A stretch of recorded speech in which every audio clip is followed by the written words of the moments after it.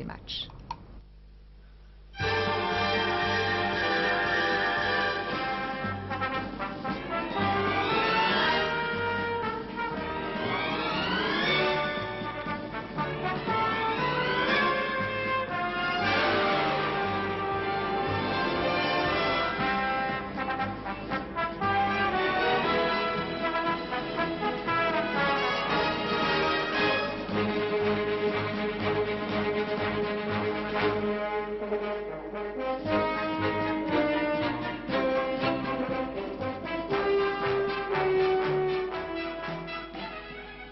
Bonsoir et bienvenue pour ce deuxième numéro de Téléfoot 1. Immédiatement, nous allons découvrir les résultats de cette 9e journée de championnat de France qui, vous le savez, se déroulait ce soir jusqu'à 22h15. Bien entendu, il manque un résultat sur ce panneau, tout simplement parce que nous allons donner tout à l'heure de larges extraits de la rencontre Nice-Monaco. Alors, nous avons voulu conserver le suspense pour ceux qui allaient suivre ce match. Notons que Nantes a battu Bastia par 2-0. Les buts ont été marqués par Rampillon et Baronchelli. La victoire de Saint-Étienne à Rouen, ce qui confirme le redressement stéphanois. Les buts de Saint-Étienne, Patrick Révelli et Sarah Magna. Et Rouen a répliqué par Orlaville. Marseille confirme aussi ses bonnes dispositions actuelles. 2-1 contre Reims, but pour Marseille, Truqui et Berdol. Et le Paris Saint-Germain, c'est l'autre victoire à l'extérieur, est allé gagner, lui, à Lyon, Locoli et 2 fois Bianchi pour le Paris Saint-Germain, alors que Lyon avait marqué par Lacombe sur penalty et par Galis. Valenciennes et Lens, match nul, 3-3. Metz bat Nancy 3-0. Metz qui a marqué par Braun 2 fois et Raspolini. Décidément, ce qui arrive à Nancy, eux qui présentent pourtant sur le papier une si belle équipe. Strasbourg, 3 buts contre Bordeaux, les buteurs Garmisch, Vergne, Piasecki. Enfin, Nîmes et Sochaux ont fait match nul 1 partout. Et puis un résultat de 2e division. Troyes et Laval ont fait match nul 0-0, ça en première division bien entendu. Et je voulais vous donner un résultat de 2e division, en l'occurrence Toulouse et Avignon qui ont fait match nul 1 partout. Immédiatement, nous allons voir les buts de Saint-Étienne-Rouen ou de Rouen-Saint-Étienne avec Pierre Toré qui se trouve à Rouen.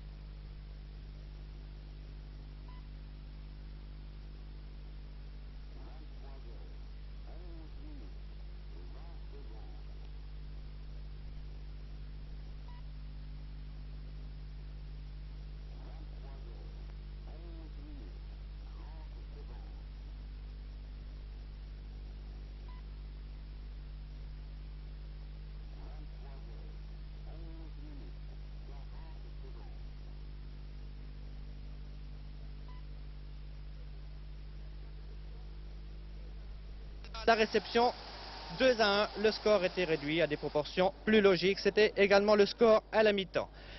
La deuxième mi-temps allait être marquée par une très nette domination, mais une domination stérile, malheureusement, des Rouennais.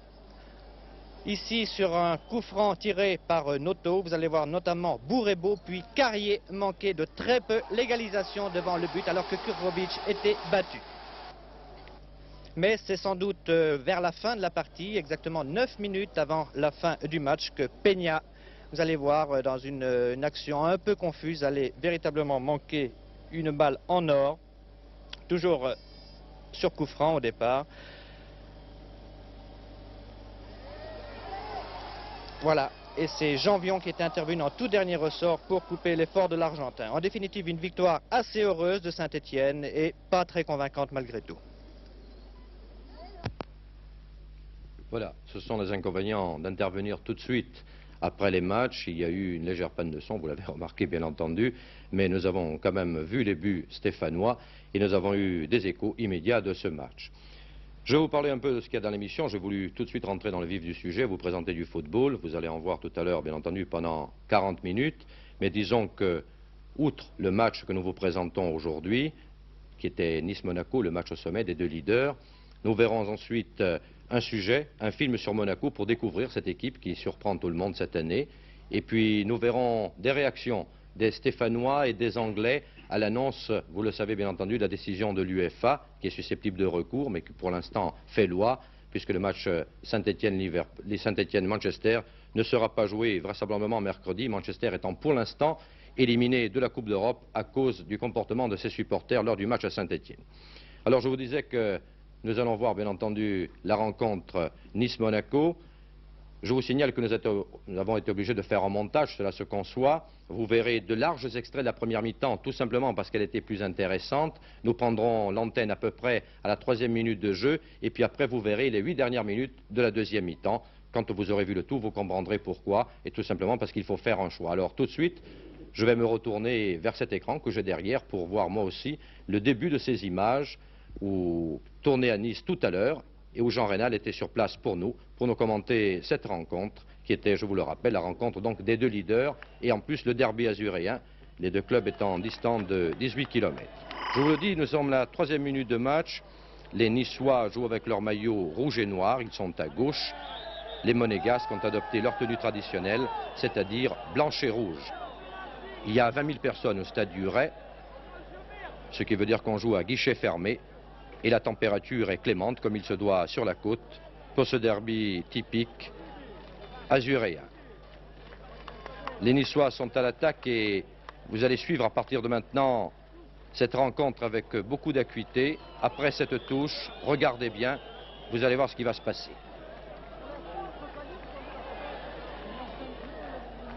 Voilà, une main.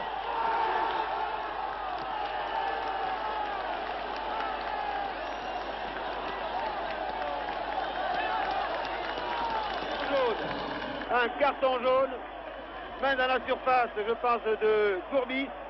Alors là, c'était absolument involontaire. La balle est allée vers la main, ce n'est pas la main qui est allée vers la balle. À mon avis, il n'y avait pas pénalty.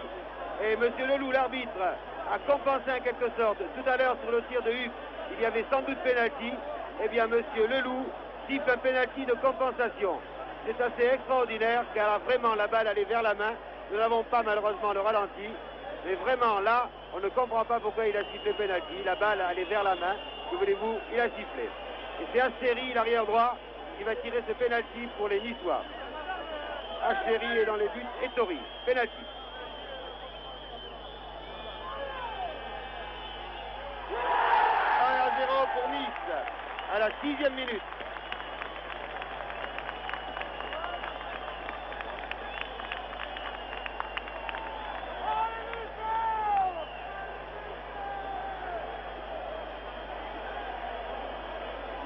Ah, on va en parler de ce pénalty demain.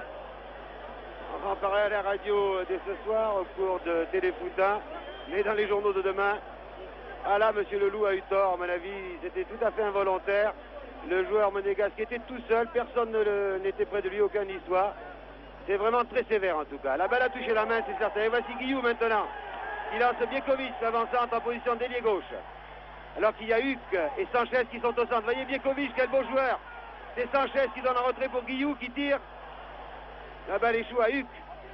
Poki qui a été fauché à l'approche de la surface de réparation. Et l'arbitre là ne siffle pas. Je ne voudrais pas trop critiquer l'arbitre, mais c'est mal parti pour lui. Il oublie de siffler un pénalty qui me paraissait moins valable. Il en siffle un qui l'était moins. Enfin, 1-0 pour Nice après 7 minutes de jeu. Ce match entre les deux meilleures attaques du championnat est bien parti. Mais Monaco ne se décourage pas. Attaque. Eh oui, coup franc pour les Monégasques, car Zambelli s'est servi de la main pour arrêter Noguès.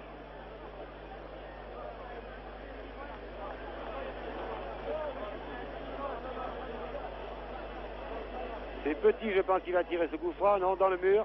Un tir terrible, j'allais dire terrible de Moisan, mais il l'a raté. Et Rouquette pousse trop sa balle. Et voilà, la balle est sortie. Alors que Catalinski, je ne sais pourquoi, a dégagé alors que la balle était nettement sortie. Alors, remise en 6 mètres pour Asseri, Baratelli Asseri. Il y a 20 000 spectateurs ici au stade du Réanis, le stade est comble. Et c'est dommage que la nouvelle tribune, qui contiendra 12 000 spectateurs de plus, ne soit pas encore prête. Vous ne le voyez pas car les caméras sont installées précisément sur cette tribune. Huc. Vous savez que Nice brille surtout par son milieu de terrain avec Huc, Jouve et Guillaume, bien entendu. C'est Biekovic là qui était revenu en retrait prendre cette balle. Huc. Et non, il shoot, dit le public, mais c'était difficile. Sanchez, une belle talonnade et le deuxième. Non! Oh, j'ai failli dire le deuxième but de Biekovic, juste à côté. Les Niçois jouent très bien. Vous avez vu cette attaque entre Huc, Sanchez et Biekovic. La balle est passée de peu à côté alors qu'Ettori était battu. Un match en tout cas qui tient ses promesses. Ce match au sommet entre les deux leaders ex aequo. Le vainqueur sera premier et le perdant sera encore deuxième. Car ces deux équipes ont 5 points d'avance sur les troisièmes. Et c'est Nice qui domine. Cette équipe monégasque qui est invaincue, et oui, à l'extérieur. Elle a perdu une seule fois chez elle, mais contre Marseille. Katalinski là, prise avec d'Alger, avec Noguès, pardon. Attention dans la surface à Onis. C'est Rouquette qui a la balle, qui tire. Baratelli est bien sorti. Oh là là, ça chauffe des deux côtés. Asseri dégage pour Huc. Rouquette était tout seul devant Baratelli qui est bien sorti. Et Huc avec ses grandes enjambées. Un centre. On va chercher Sanchez qui est en position, lui, d'ailier gauche. Ou Biekovic qui est un très bon joueur de la tête. C'est un très beau football, en tout cas, très rapide. Des occasions de chaque côté. Il n'y a pas de round d'observation. Vitalis, l'arrière gauche monégasque, qui paraît-il est en forme en ce moment. Numéro 10, Noguès. Il cherchait Rouquette. Vitalis, Fauché. C'est un coup franc.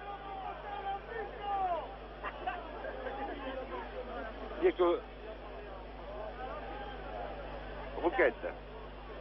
Pour Moisan. Donne à son capitaine Petit. On cherchait Noguès. Et on trouve Jouve. Très rapidement joué pour Guillou. De nouveau pour Jouve. Ça joue très vite. Il a Sanchez à sa droite. Mais c'est Moisan finalement qui contrôle pour Vitalis. Pour Onis. Onis, on l'a surnommé le renard. Il marque toujours des buts un peu à la Gerd Müller. C'est-à-dire pas des grandes frappes de balles. Parce qu'il suit toutes les balles. Il est toujours présent. C'est un poison pour une défense, Onis. Mais en face, vous voyez, c'est lui qui vient de faire la passe. Vous verrez sans doute le meilleur avant-centre pratiquant en tout cas le football en France. C'est Biekovic, qui relève de blessure, il est vrai. Huc, qui est maintenant à gauche, alors que depuis le début du match, il joue à droite pour Guillou. Les deux compères. Guillou, qui cherche la tête de Biekovic, qui pour moi est hors jeu. Personne ne le signale. Et Tori va dégager. Il a fait très beau aujourd'hui à Nice, pour justifier sans doute le titre de ce derby, le derby azuréen, le derby en bleu. Oui, ce sont des clichés, mais on les emploie toujours. Et même Nice Matin a employé le terme de derby princier.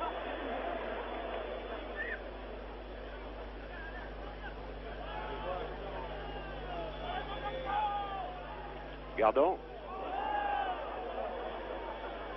Onis. Il vient chercher les balles assez loin, Onis. Il y a Noguès qui s'est infiltré. Eh oui, bien joué de la part de Huc à son gardien de but, Baratelli.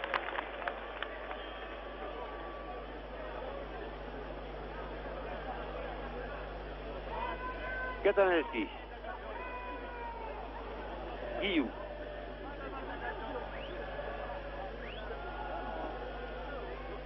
Boki, très replié. Cartoko ne joue pas. Il s'était échauffé pourtant, il est remplaçant. On a préféré faire confiance au jeune Boki. Très belle transversale de Huc. Pour Baraja, l'arrière gauche, qui est à l'attaque.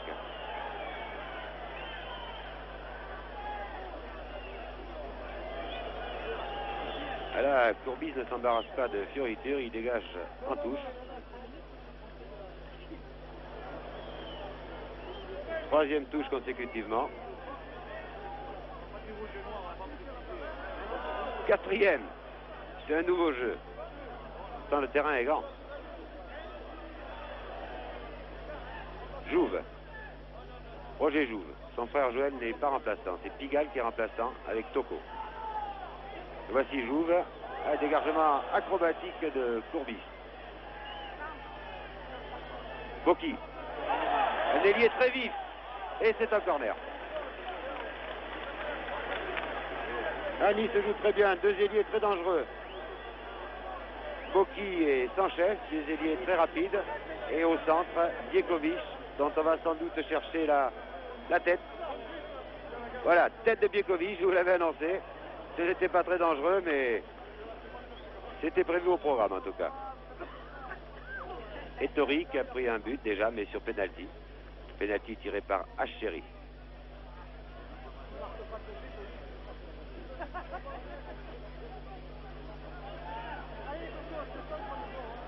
Petit, un fauché. Eh oui. Un fauchage de Baraja.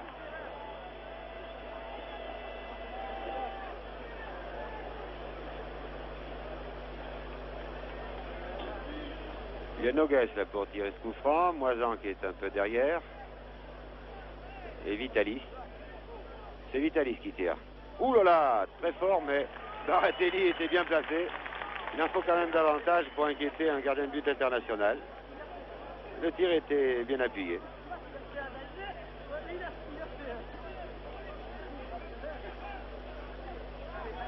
C'est une température idéale pour jouer au football alors que c'est Sanchez qui attaque. Qui a à sa droite Hugues, qui pensait que Biekovic allait partir dans le trou. Mais les Monégasques ont été plus rapides. Je disais il a fait très beau aujourd'hui à Nice. Une température idéale pour jouer au football. Il ne fait pas trop chaud, il n'y a pas de vent. 20 000 spectateurs. Voilà, tout est en place pour que... Et voilà, avertissement à Baraja. C'est la deuxième fois de suite qu'il fauche un adversaire. Là, je pense que M. Leloup a raison de lui donner un avertissement à Baraja.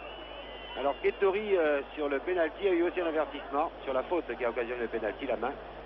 Un avertissement de chaque côté.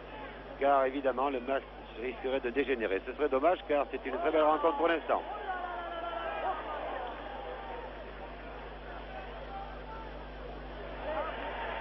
Monégasque à l'attaque par Sanchez. Gardant là était venu, mais toujours Guillou maintenant. Il y a eu qu'à droite, peut-être le verra-t-il, à moins qu'il cherche à passer tout seul. Il y a un fauchage à nouveau de Courbis sur Guillou. Ah, si Guillou était passé, ça aurait pu être très dangereux car il y avait Biekovic, Sanchez, qui était bien placé, ainsi que Hugues. Je pense que c'est Katalinski qui va tirer ce coup franc. C'est 30 mètres environ, car Katalinski a un tir terrible. J'aimerais pas être dans le mur. C'est trop tôt. Eh oui, trop tôt, monsieur Nogues. Il faut attendre que la balle ait fait un tour sur elle-même pour s'avancer. C'est le règlement. Il est encore parti trop tôt, mais ça, c'est souvent cela sur les coups francs. Hugues, il a très bien vu Boki là. Hugues fait de très bonnes passes, très longues. Le voici à nouveau en action Hugues et qui tire de très loin. Oh là là! Juste au-dessus, il est vu gardé par Ettori. Et le public du stade Duré l'applaudit comme il le mérite. On prend sa chance, on tire de loin.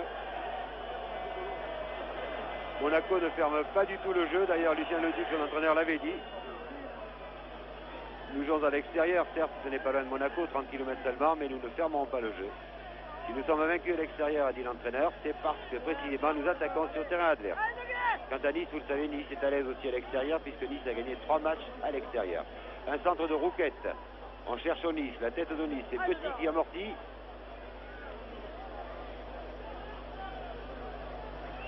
Voilà. Huc. Voilà, qui tergiverse un petit peu. Attention au centre de d'Alger. Oh, le tête de Katalinski. Un corner. Il fait signe à Hugues, ça va pas, il lui fait signe. Car effectivement, Hugues a laissé traîner une balle dans la surface. C'est toujours très dangereux. Catenesi a préféré dégager un corner.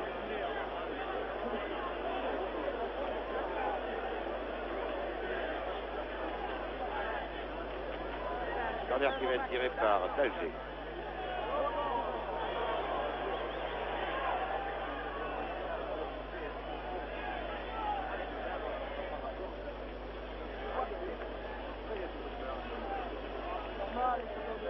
Toujours Hugues qui depuis le début du match est partout. Asteri qui est monté à l'attaque. Ah, il n'a pas pu trouver Piekovic. Il partait dans le trou. Et hors-jeu. Eh oui. Eh oui, hors-jeu.